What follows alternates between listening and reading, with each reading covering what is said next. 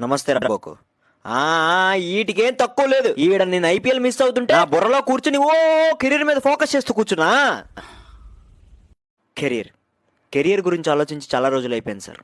ఈ ఐపీఎల్ అయ్యేదాకా చిల్ మోడ్లో ఉండాలని ఐపీఎల్ స్టార్ట్ అవ్వకముందే చెప్పారు.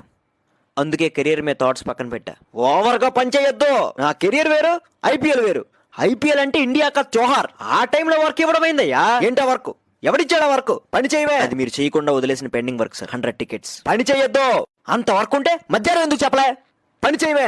నేను గుర్తు చేయకపోవడం ఏంటి సార్? తినేసి తొంగున్నారు. తెలివితేటలుగా పని చేయొద్దు. నిద్ర నీకు తెలియకుండానే వస్తుందా? అంటే నువ్వు నాతో కలిసి నిద్రపోతున్నావా? ఇంత మంచి మ్యాచ్ మిస్ అయిపోయినే. ఏం చేయాలి ఇప్పుడు?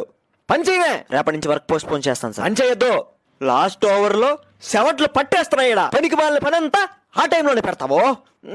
నువ్వు ఏం చేస్తావో తెలీదు. రేపు మ్యాచ్ స్టార్ట్ అయ్యే టైంకి వర్క్ కంప్లీట్ అవ్వాలా? టీవీ రిమోట్ వచ్చి నా చేతిలో ఉండాలా? పని చేయవే. పని చేస్తాను సార్.